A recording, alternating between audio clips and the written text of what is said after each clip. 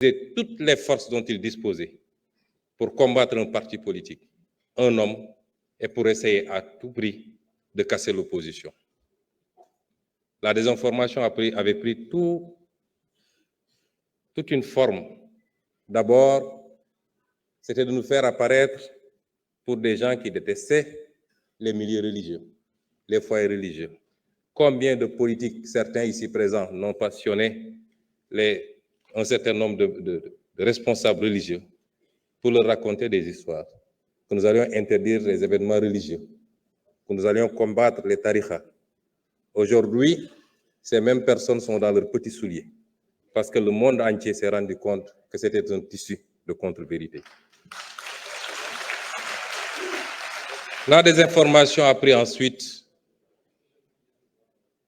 toutes sortes de tournures. Nous serions apparentés à des mouvements irrédentistes. Nous serions financés par des multinationales. Nous serions dans un programme de déstabilisation du Sénégal.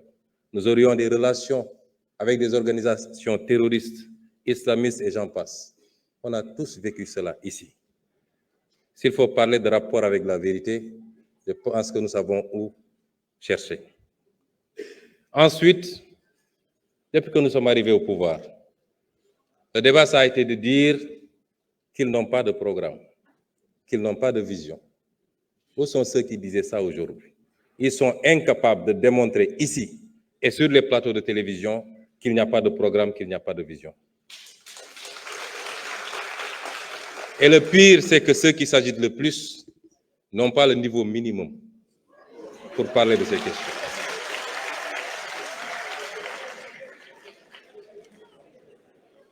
Et ensuite, aujourd'hui, personne ne nous dit qu'il n'y a pas de vision. Personne ne conteste ce qui a été proposé. Plébiscité depuis la présentation du référentiel par tout le peuple sénégalais, mais également par tous les partenaires au développement. Ces mêmes qui ont agité ici et qui ont contesté lorsque nous sommes livrés à l'exercice de vérité. Parce que nous aurions pu faire comme eux, puisqu'on parle de rapport à la vérité. Qu'est-ce qu'il y a de plus malsain en termes de rapport à la vérité que de mentir à tout son peuple, de mentir aux partenaires internationaux, en leur cachant les véritables chiffres pour pouvoir continuer à endetter le Sénégal et ce qui nous met aujourd'hui dans la situation fâcheuse dans laquelle on se trouve. Il y a des gens qui devraient avoir honte de parler et surtout de le faire de cette manière.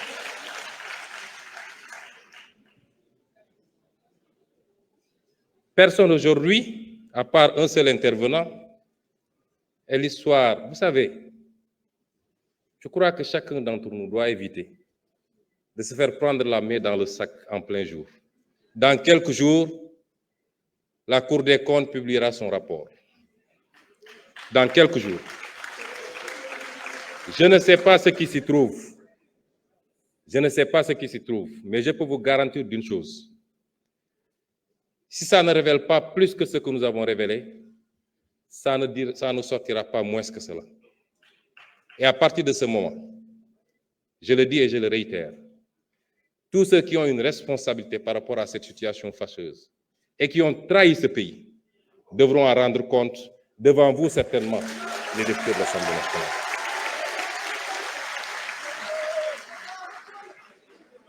Je voudrais que certains comprennent qu'une certaine forme de politique est révolue dans ce pays. La politique, désormais, c'est de parler en connaissance de cause, de parler de ce qu'on connaît, de donner des faits et des chiffres précis. Ici, sur cette tribune de l'Assemblée nationale, il y a 5 ans de cela, lors d'une déclaration de politique générale, si ma mémoire est bonne, ou alors lors du passage du ministre des Finances, j'avais fait et chiffres à l'appui, démontré la situation catastrophique dans laquelle on était en train de plonger le pays. Et j'avais terminé par annoncer que le Sénégal allait souffrir. L'histoire ne m'a-t-elle pas donné raison? Ici, sur cette tribune de l'Assemblée nationale. C'est vous dire que ce qui s'est passé le 24 mars n'était pas la fin d'une histoire. Ce n'en est que le début. Et tout homme politique qui ne pourra pas suivre ce rythme est voué aux gémonies et doit mettre un trait sur sa carrière politique. Le pays va changer et il va changer au forceps.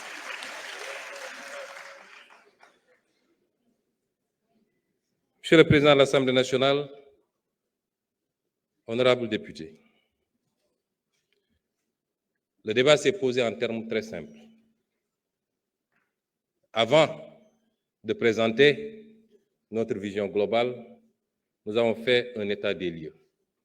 Chaque fait et chaque chiffre qu'on a annoncé dans cet état des lieux est avéré. Chaque fait et chaque chiffre. Nous avons présenté la situation catastrophique du pays. On nous a vanté les mérites d'un bilan. Le vrai bilan, il est là. Il n'y a rien de plus facile que de maquiller des chiffres, d'aller emprunter de manière désordonnée.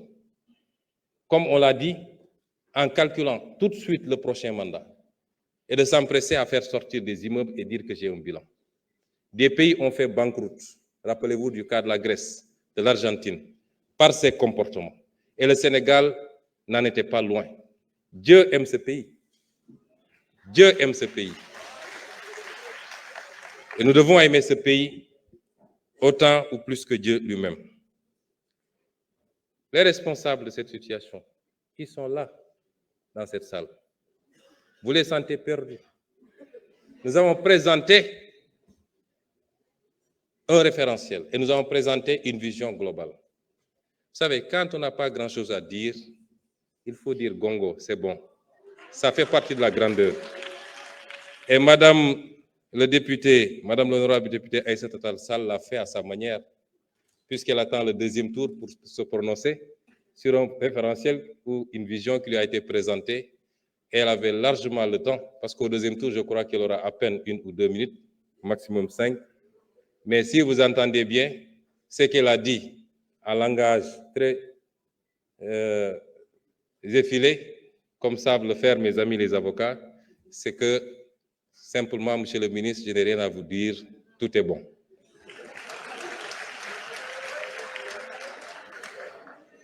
Madame le ministre, Madame le député, cher honorable député, j'espère que le lapsus que vous avez fait n'était pas très révélateur, parce que vous avez parlé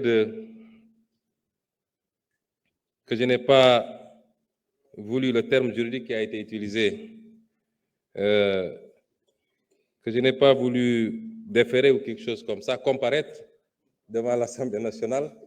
J'espère que vous ne rêvez pas encore de me juger, mais je n'ai jamais eu de problème à répondre à l'Assemblée nationale. Je n'ai peur d'aucun député. J'ai été député ici à l'Assemblée nationale, où vous étiez 127 et j'étais seul. Et le peuple sénégalais peut témoigner que ces 5 années de députation, n'ont pas été en faveur de vos 127. Comment pourrais-je avoir peur de me présenter devant vous? Ce qui s'est passé, c'est qu'on a eu une assemblée qui a eu une attitude, une majorité qui a une attitude particulièrement irresponsable. Un gouvernement qui vient de s'installer et l'assemblée s'agite, parlant de motion de censure et je ne sais quoi. Vous censurez quoi? Quel acte avait été posé pour justifier une censure, si ce n'est de la politique politicienne? Et vous avez assuré que vous ne censurerez jamais et que vous serez censuré.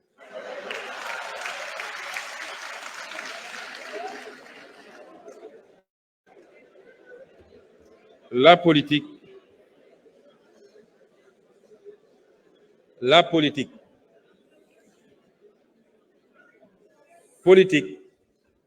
du rek doole. Politique, xel moo ci ëpp. Politique comme lamb la. Boy dóor pour am ngemb la. Waaye yéen pendant 10 ans da ngeen topp dóor bi rek.